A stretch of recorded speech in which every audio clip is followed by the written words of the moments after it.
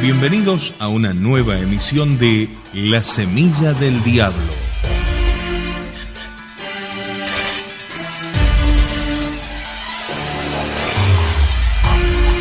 En este capítulo hablaremos sobre la reacción condigna de la Iglesia frente a la gran tormenta de las persecuciones.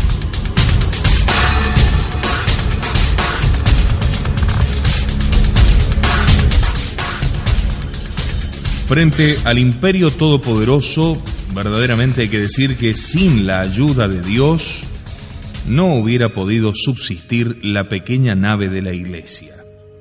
Esta supo sacar de sus propios principios la respuesta adecuada. Tengamos en cuenta que en aquellos tiempos el cristianismo no fue atacado solamente con la espada material, sino también con las armas de la inteligencia. La Iglesia tendría muy en cuenta este doble frente de combate. En el campo de las ideas, debió la Iglesia enfrentar a diversos enemigos, ante todo los paganos, que con tanta facilidad creían todas las calumnias que se decían acerca de los cristianos, sobre todo los intelectuales paganos que utilizaban la filosofía para consolidar el paganismo, idealizarlo y espiritualizarlo, purgándolo de sus elementos más impresentables. Los segundos adversarios fueron los judíos, que miraban con tanto recelo a los cristianos, de los que querían diferenciarse a toda costa para que el poder romano no los confundiese con ellos. En tercer lugar, la Iglesia hubo de tener en cuenta el creciente influjo de las religiones mistéricas orientales que tanto atractivo ejercían sobre los romanos más exigentes. Finalmente, la enfrentaron los heterodoxos, los primeros herejes que brotaron de las entrañas mismas de la Iglesia. Ante esta múltiple ofensiva, la Iglesia recurrió al mejor tipo de defensa, el ataque. Con esclarecida lucidez, enfrentó a los dos grandes adversarios externos del mundo cristiano, el paganismo y el judaísmo. Mostró en primer lugar cuán vano y necio era el culto a los ídolos y qué nefandos vicios se habían extendido en el paganismo, como era lógico que sucediese con tales supersticiones y con tales dioses.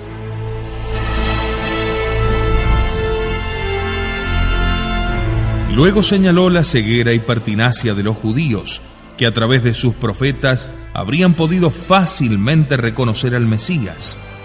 Más difícil fue enfrentar al último enemigo, el cual, a partir del siglo II, la atacaría desde dentro, es decir, los herejes, no siempre quizás tan burdos y cerriles como los paganos y judíos, ni tampoco tan fácilmente identificables como adversarios, pero no por ello menos peligrosos, sino al revés, quizá por eso mismo. Estamos ya ante la semilla del diablo.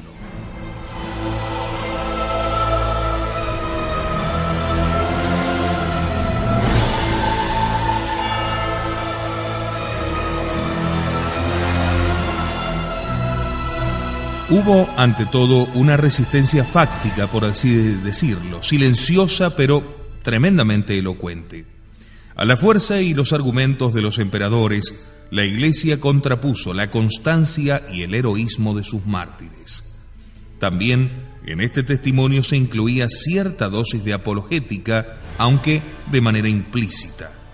Mas no solamente implícita, porque muchas veces los mismos mártires no se callaban ante los jueces, sino que con total decisión defendían la doctrina cristiana contra las más groseras calumnias que se propagaban por doquier. Sin embargo, además de la apologética del ejemplo y de la defensa hablada, se hacía también necesario echar mano de la pluma para deshacer tantas argucias. Hacia el año 120 apareció esta nueva forma de la literatura cristiana. Decimos nueva porque los primeros escritos cristianos y los padres apostólicos se limitaron a edificar espiritualmente a los fieles. En cambio, con los apologistas, la literatura de la Iglesia se dirigía por primera vez al mundo exterior. Ya no bastaba la catequesis ad intra, había que desarrollar el testimonio apologético ad extra. Se han conservado unos 15 nombres de autores bajo el apelativo de padres apologistas. Los hubo más, y de muchos solamente nos quedan algunos fragmentos. La misma idea de escribir apologías del cristianismo frente a un mundo cruel y burlón parece extraña. Es que pensaban que todavía se estaba a tiempo para reconciliar el imperio con la Iglesia. Consideremos en primer lugar la apologética que los padres llevaron a cabo contra el paganismo. En este campo se propusieron objetivos bien concretos.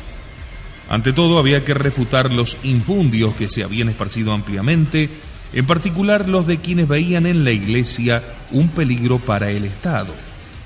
Se les respondía que la negativa de los cristianos a sacrificar ante la estatua del emperador no era señal de que atentasen contra la seguridad del Estado, ni que mostrasen cierta rebeldía. En todas las cosas lícitas, decían, están sometidos a las autoridades, pagan los impuestos, ruegan con fervor por la prosperidad del imperio y de sus jefes, se interesan por el sosiego de los emperadores y los defienden, sobre todo cuando son soldados, hasta poner en peligro la propia vida. Esto a diferencia de no pocos de sus acusadores que con frecuencia tramaban sigilosamente planes de rebelión contra los mismos emperadores, a quienes se fatigaban adulándolos.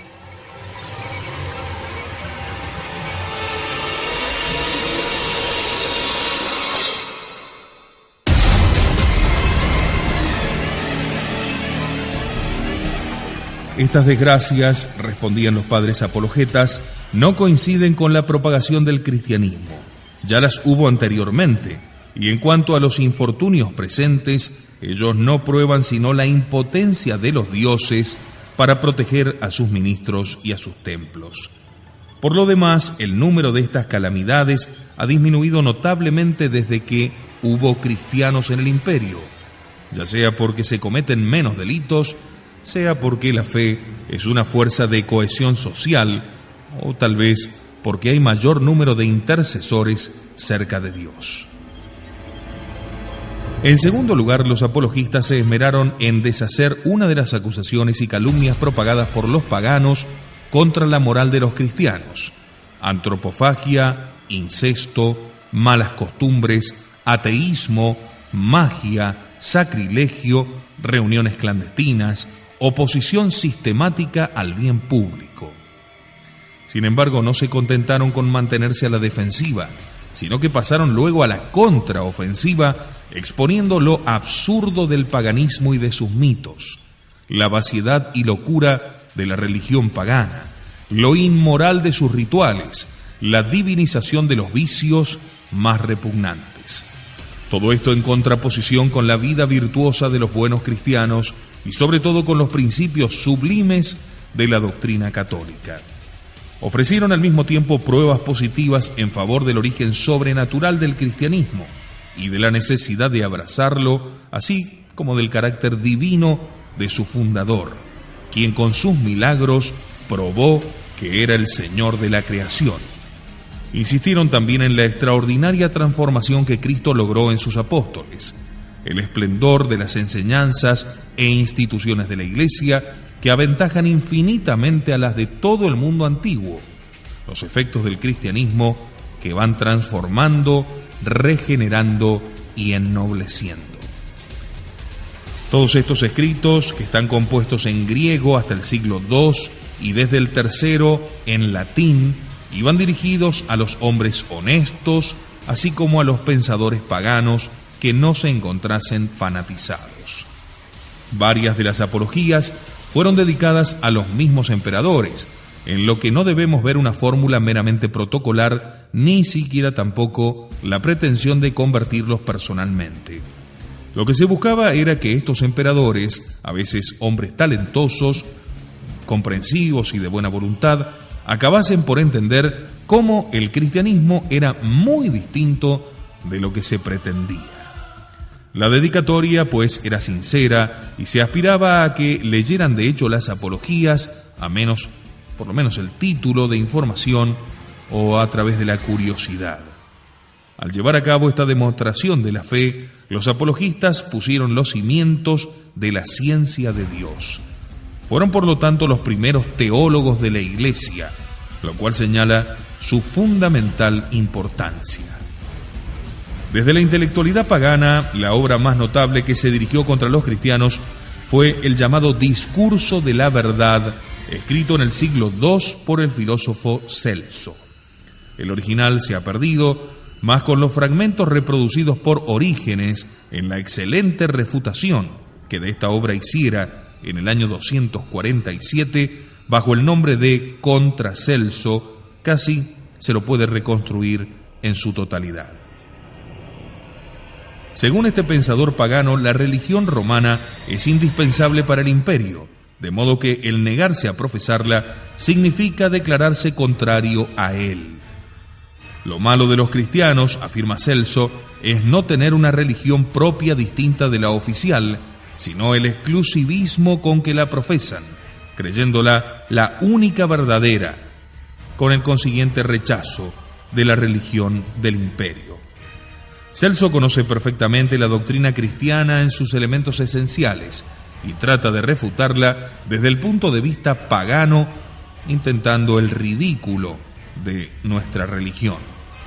Pero más allá de su lenguaje amargo y apasionado, muestra mucha sagacidad y un gran talento de exposición.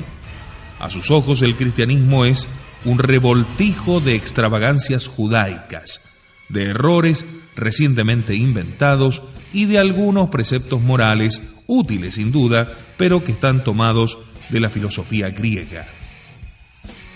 No menos peligroso a la ciencia que al Estado, tiene por voceros, dice Celso, hombres llenos de ceguera, cuyas extravagancias no pueden seducir sino a espíritus ignorantes y viciosos, esclavos, mujeres y niños. Celso hace hablar a un judío contra los cristianos. Ese hebreo no ve en Cristo sino a un mago judío nacido de un adulterio que pretendió constituirse en juez entre cristianos y judíos. Otra importante apología del cristianismo es la epístola a Diogneto. Es de la segunda mitad del siglo II, compuesta en forma de carta dirigida a un tal Diogneto, una eminente personalidad pagana, quizás un preceptor del emperador Marco Aurelio. Dicho personaje le había pedido a un amigo cristiano que le informara acerca de su religión. El autor, cuyo nombre no se informa, trata de demostrar la superioridad del cristianismo sobre el paganismo idólatra y sobre el judaísmo formulista. La epístola contiene una notable descripción de la vida de los cristianos y de lo que significa su presencia en ese mundo que los quiere desterrar. Dice así la epístola a Diogneto: los cristianos no se distinguen de los demás hombres ni por su tierra, ni por su habla, ni por sus costumbres, porque no habitan ciudades exclusivas suyas, ni hablan una lengua extraña, ni llevan un género de vida aparte de los demás. A la verdad, esta doctrina no ha sido por ellos inventada gracias al talento y especulación de hombres curiosos, ni profesan como otros una enseñanza humana, sino que habitando ciudades griegas o bárbaras, según la suerte que a cada uno le cupo, y adaptándose en vestido, comida y demás género de vida a los usos y costumbres de cada país, dan muestras de un tenor de peculiar conducta admirable y, por confesión de todos, sorprendente. Se casan como todos engendran hijos, pero no exponen los que nacen. Ponen mesa común, pero no lecho común. Están en la carne, pero no viven según la carne. Pasan el tiempo en la tierra, pero tienen su ciudadanía en el cielo. Obedecen a las leyes establecidas, pero con su vida sobrepasan las leyes. A todos aman y de todos son perseguidos. Se los desconoce y se los condena. Se los mata y en ellos se les da la vida. Son pobres y enriquecen a muchos. Carecen de todo y abundan en todo. Son deshonrados y en las mismas deshonras glorificados. Se los maldice y se los declara justos a la misma vez. Los vituperan y ellos bendicen.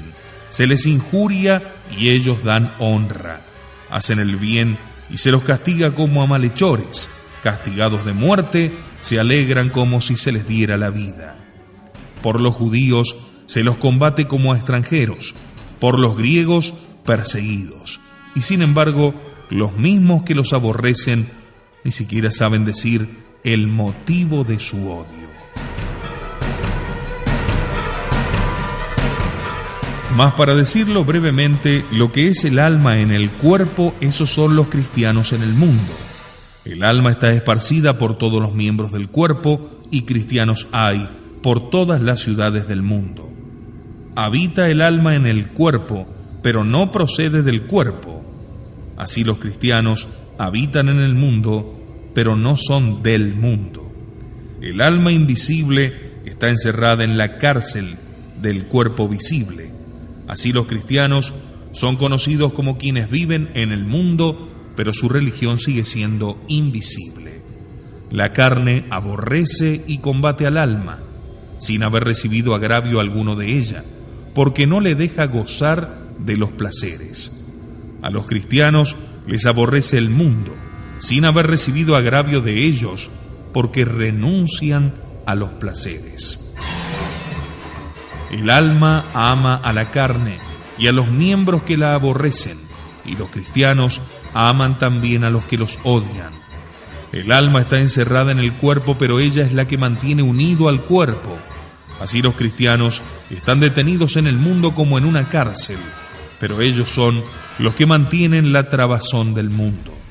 El alma inmortal habita en una tienda mortal. Así los cristianos viven de paso en moradas corruptibles, mientras esperan la incorrupción de los cielos. El alma maltratada en comidas y bebidas se mejora. Lo mismo los cristianos, castigados de muerte cada día, se multiplican más y más. Tal es el puesto que Dios les ha señalado y no les es lícito desertar de él.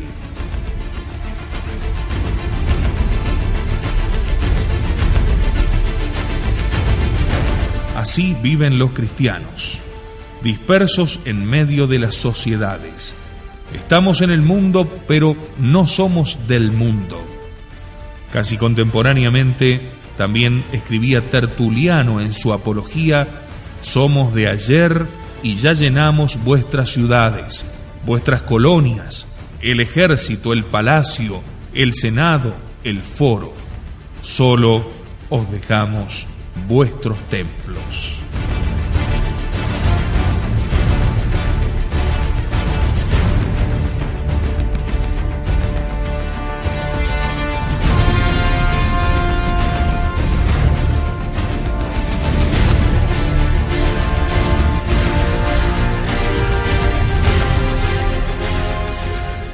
Hemos visto hasta aquí en lo que se refiere a la defensa de la Iglesia con respecto al paganismo. Pero en lo que toca a la polémica contra los judíos, nos queda un escrito apologético de primer nivel del gran San Justino, llamado El Diálogo con Trifón. Vamos a explayarnos un tanto sobre la personalidad tremenda de este Santo Padre de relieve tan excepcional. Justino nació en Samaria, de familia griega y pagana. Desde joven buscó la sabiduría en diversas escuelas filosóficas.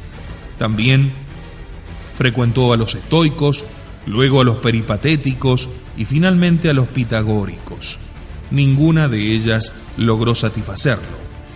El platonismo le atrajo por un tiempo hasta que cierto día, en el que estaba paseando por las orillas del mar, se le acercó un sabio anciano quien logró convencerle de que el cristianismo era la verdadera filosofía, la plenitud de las verdades parciales entrevistas por los antiguos y muy especialmente por Platón. Bien señala un autor que fue en ese instante cuando se realizó el encuentro entre el alma platónica y el alma cristiana, justificando de antemano aquella célebre frase de Pascal, Platón para disponer al cristianismo.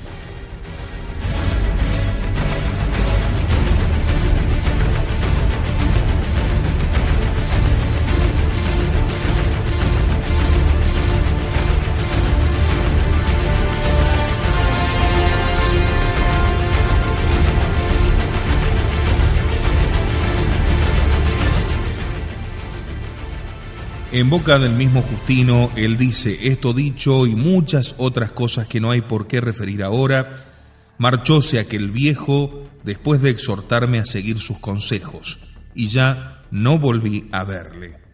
Pero inmediatamente sentí que un fuego se encendía en mi alma, y que se apoderaba de mí el amor a los profetas y a aquellos hombres que son amigos de Cristo, y reflexionando conmigo mismo sobre aquellos razonamientos del anciano, hallé que esta sola es la filosofía segura y provechosa.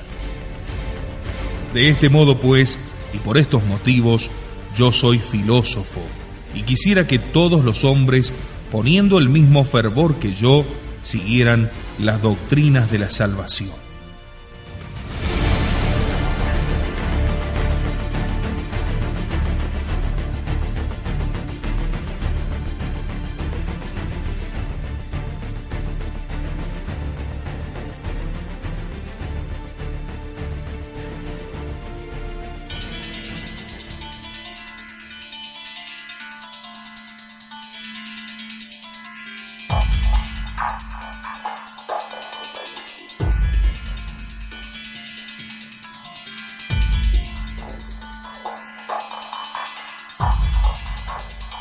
Al regresar de la pausa, seguiremos con San Justino y veremos qué clase de cristianos se oponían a los judíos.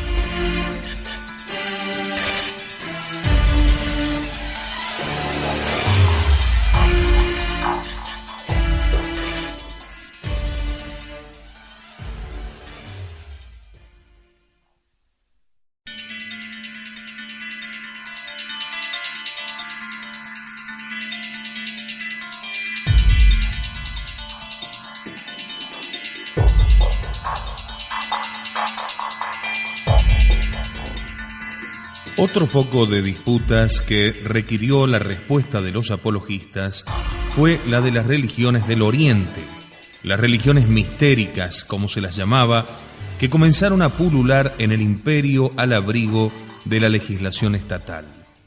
Ya hemos hablado de ellas y de cómo ofrecían al mundo romano, cuya religión oficial se limitaba a un ritual frío y burocrático, ciertas aperturas espirituales y ciertas esperanzas aparentemente fundadas de salvación. En el ambiente flotaba la idea de que el Oriente sería el que traería la luz, si bien se lo esperaba de un modo confuso. De hecho, sería así. Por eso en los libros de apologética se reiteró la idea de que el Oriente había venido efectivamente con la luz verdadera que ilumina a todo hombre que viene a este mundo, diría San Juan en su Evangelio. Los anhelos de salvación que se buscaban vanamente en los cultos orientales encontrarían sosiego en la manifestación del sol, Oriens ex alto. En el siglo III cobraba auge la escuela neoplatónica. Se considera a Amonio Sacas el fundador de dicha escuela en Alejandría. Sacas había sido cristiano, alejándose luego de la fe. En esta escuela se destacó su discípulo Plotino, nacido en Egipto hacia el 205, el cual trazó en sus Enéadas los principios esenciales del sistema, opuestos directamente al materialismo, al escepticismo y al gnosticismo, pero desde el idealismo de la filosofía platónica. Fue justamente en estos grupos donde la antigua filosofía reunió todas las fuerzas para reanimar al paganismo ya expirante. Se esforzaban por demostrar que a pesar de la divergencia de formas, había unidad esencial entre los diversos sistemas de la filosofía anterior. También que la verdad se encontraba de alguna manera en todos, que se completaban unos a otros y no encerraban las contradicciones que sus adversarios creían encontrar, que los diferentes cultos del paganismo no eran sino manifestaciones diversas de la misma divinidad. Por eso, muchas veces viendo la actual situación de confusión con el falso ecumenismo, podemos decir que hemos vuelto a un neopaganismo.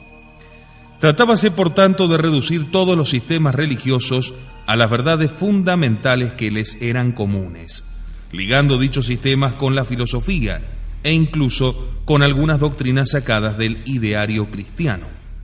También con ellos disputaron los apologistas, como era de esperarse. Hemos dicho que los últimos enemigos contra los cuales había que hacer apologética eran los herejes. En los 3 primeros siglos habían aparecido ya varias herejías. La más sutil y peligrosa de todas ellas fue el gnosticismo, que surgió en el siglo II.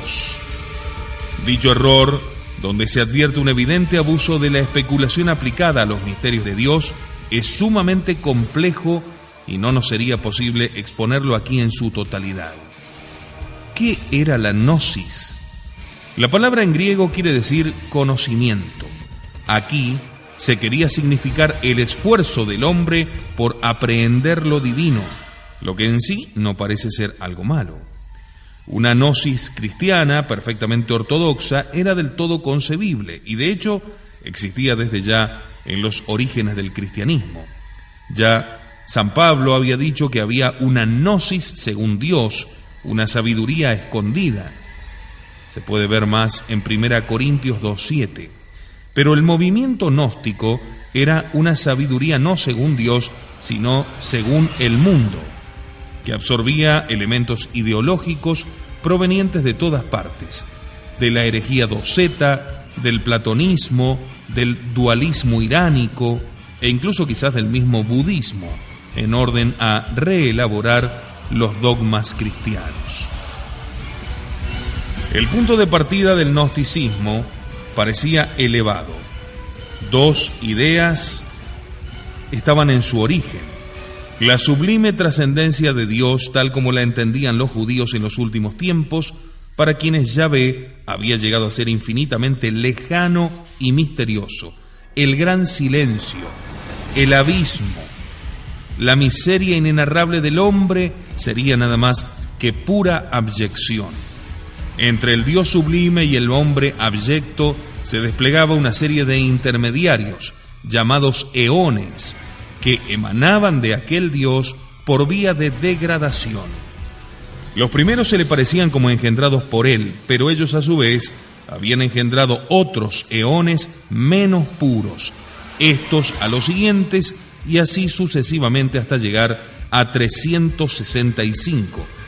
El conjunto constituía el pléroma, la plenitud. En medio de la serie, uno de los eones cometió un pecado, intentando sobrepasar sus límites ontológicos e igualar a Dios, siendo por ello arrojado del mundo espiritual. En su rebelión creó el mundo material, que es malo y signado por el pecado. Algunos gnósticos llamaron a este eón prevaricador el demiurgo, y otros lo identificaron con el Dios creador de la Biblia. ¿Cómo quedaba el hombre ante estas perspectivas? No esencialmente corrupto, porque al provenir últimamente de Dios, cobijaba en su interior una chispa divina, un elemento espiritual cautivo de la materia que aspiraba a ser liberado. Su pecado era existir, su mal era la existencia misma. Los que se contentaban con vivir, los llamados materiales, estaban rigurosamente perdidos. Los denominados psíquicos podían progresar. Los que renunciaban a todo lo de la vida, los llamados espirituales, los hombres superiores, eran los únicos que se salvaban. Puede verse hasta qué punto esta ideología hecha de oscuras especulaciones resultaba incompatible con el cristianismo. Desaparecía nuestro Señor como personaje histórico.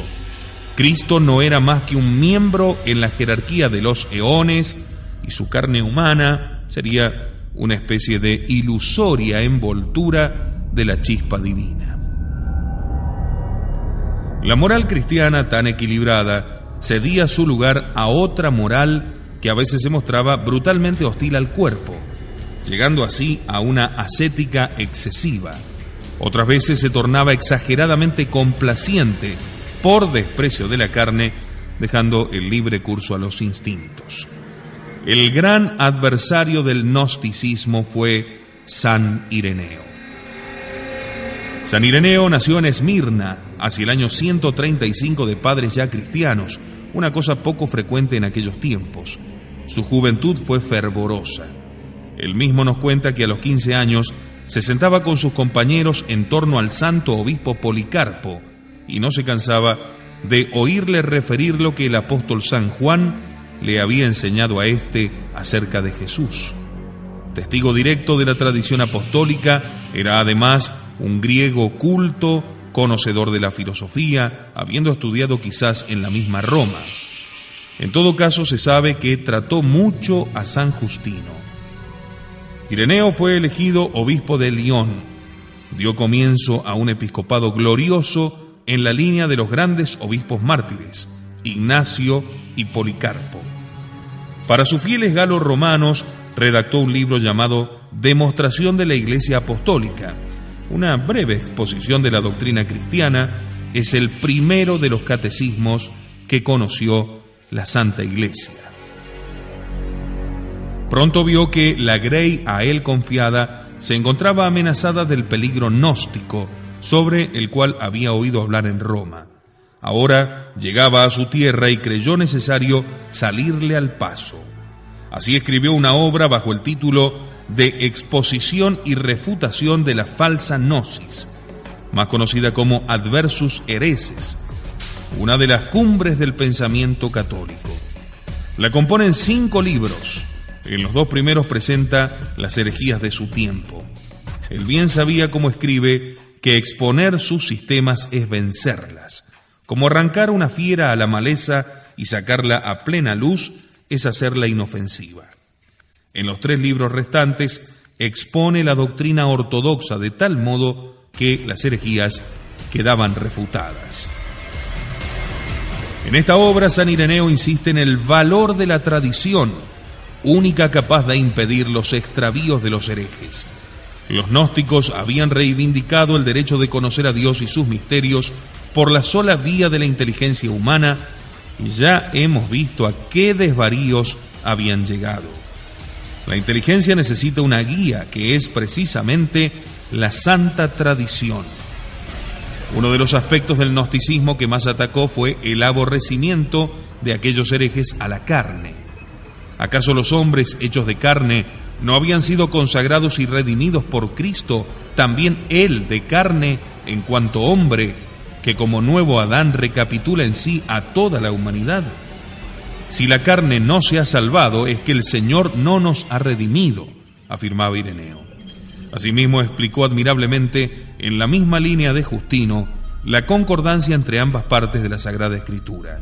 Dios había educado progresivamente al hombre por medio de Israel, y los 2 testamentos eran 2 momentos de aquella educación, 2 etapas complementarias en la marcha del hombre hacia la verdad plenaria.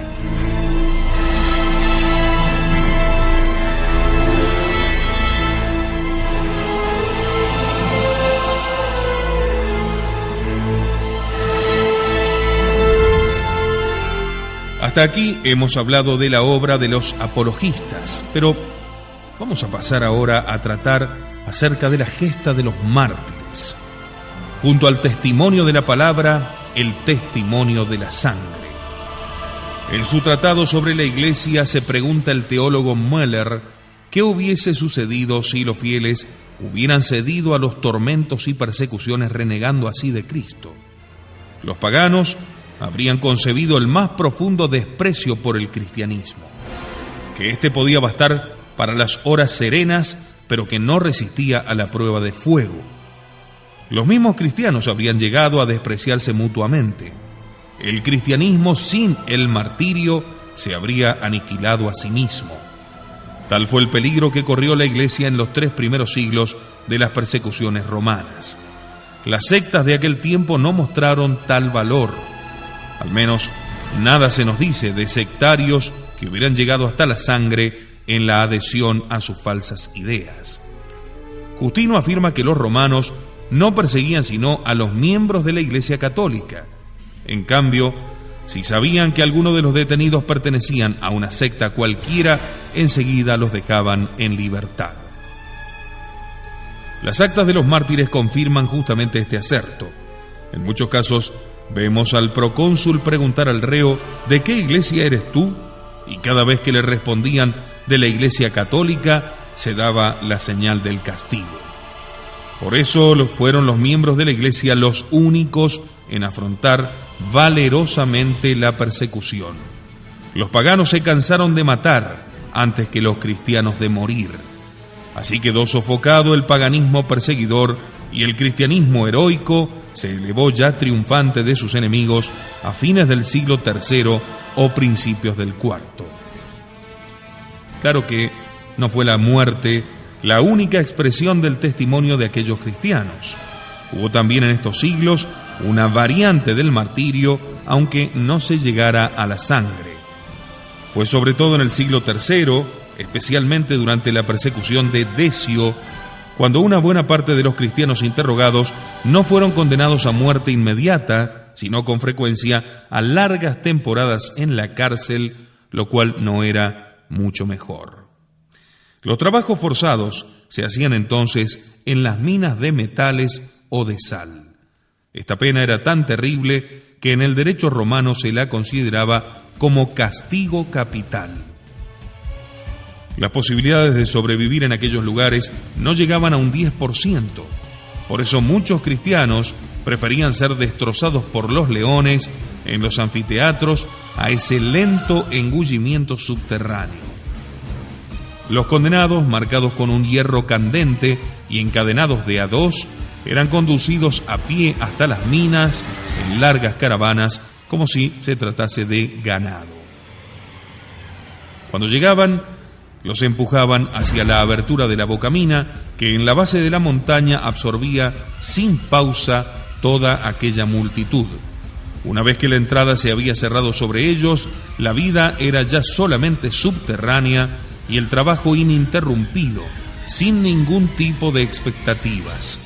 Durante muchos años, esos mineros de Cristo, mezclados con un montón de condenados, esclavos, rebeldes, criminales, ladrones y prisioneros políticos, donde todos los sexos y todas las edades estaban confundidos, padecían un calvario las 24 horas, con la certeza de no salir vivo de aquel infierno. No debemos pensar que ante las persecuciones todos mostraban la misma fortaleza. Fueron muchos los que vacilaron y desertaron. Ni fue solamente el miedo la causa de tales defecciones. Hubo obispos que pensaron poder preservar junto con la propia vida el porvenir de su comunidad a costa de una traición que juzgaban solo aparente. Lo hemos señalado en alguna oportunidad, pero viene bien reiterarlo, que entre los renegados, a los que llamaban lapsi, caídos, los hubo de 3 clases.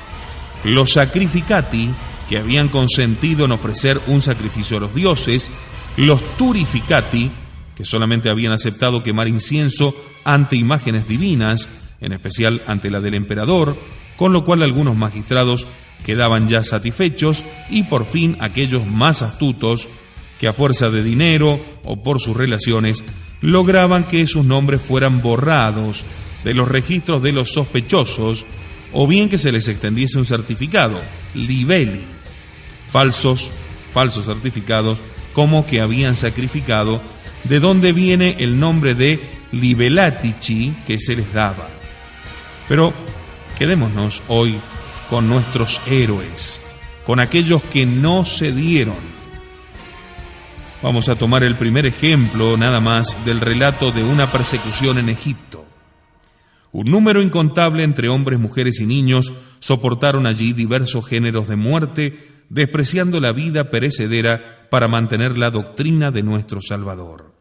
Los tormentos y dolores que soportaron los mártires de la Tebaida sobrepasan todo discurso. Hubo a quienes les desgarraron todo su cuerpo hasta que murieron, empleando para esto conchas marinas en lugar de uñas de hierro. Hubo mujeres a las que, atadas de un pie, las levantaban en el aire por medio de unas máquinas, cabeza abajo, completamente desnudas, ofreciendo a cuantos las miraban el espectáculo más vergonzoso, más cruel y más inhumano que cabe imaginar. Otros morían atados a ramas de árboles, para lo cual inventaron nuestros enemigos este suplicio. Por medio no sé de qué máquinas, aproximaban unas a otras las ramas más robustas, sujetaban a cada una pierna del mártir y, soltándolas de golpe para que recobrasen su posición natural, producían el instantáneo descuartizamiento de las víctimas, contra los que se ensayaban en tal cruel suplicio.